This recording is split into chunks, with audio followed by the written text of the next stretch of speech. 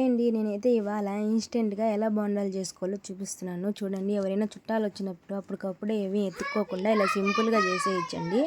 ముందుగా బియ్యం ఒక గ్లాస్ తీసుకొని కడిగి పెట్టుకొని నానబెట్టుకోవచ్చు, లేదంటే కడిగి మిక్సీ పట్టేసుకోవచ్చండి.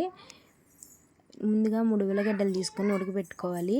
తెల్లగడ్డ, ఎండుమిర్చి, అల్లం అయితే మిక్సీ పట్టేసుకోవాలి కచ్చాపచ్చాగా. ఈ కడుక్కున్న బియ్యం ఎత్తి మిక్సీ పట్టేసుకోవాలండి. చూసారు కదా, నీట్గా కడుక్కొని మిక్సీ పట్టేసుకొని దాంట్లో తీసేసుకోవాలి. తీసుకున్న తర్వాత కొంచెం బరగ్గా ఉంటుందండి, అలానే ఉంటుంది మిక్సీ పడతాం కాబట్టి. ఇలా బాగా మొత్తం తీసేసుకొని మనం మిక్సీ పట్టేసుకున్నాం కదా ఎండుమిర్చి అవన్నీ, ఆ పేస్ట్ మొత్తం దాంట్లో వేసేయాలి. కొంచెం ఉప్పు కూడా వేసుకోవాలండి. మనం ఉల్లగడ్డలు తీసుకున్నాం కదా, అవి ఉడకబెట్టుకున్న తర్వాత అవి మెత్తగా కొంచెం పిసుక్కొని దాంట్లో పిండిలో అయితే వేసుకోవాలండి. కరివేపాకు కొంచెం వేసుకోవాలి. వేసుకొని బాగా కలుపుకోవాలి.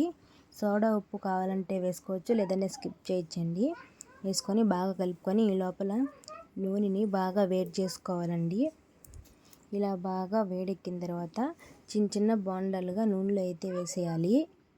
చూస్తున్నా కదా, బాగా వేడెక్కిన తర్వాత వేయాలండి, లేదంటే బాండలకు అతుక్కోపోతాయి. చిన్న చిన్న బోండాలు ఇలా అయితే వేసుకున్నామంటే పునుగుల్లాగా చాలా బాగుంటాయండి. ఇలా బాగా వేడెక్కిన తర్వాత గోల్డెన్ బ్రౌన్ కలర్ వస్తుందండి. తర్వాత తీసేసుకున్నామంటే చికెన్ ముక్కల్లా ఉంటాయండి. చట్నీ అన్న అల్లంతో అన్న వేసుకుంటే చాలా బాగుంటాయి. వీడియో మీకు నచ్చితే లైక్ చేసి సబ్స్క్రైబ్ చేసుకోండి.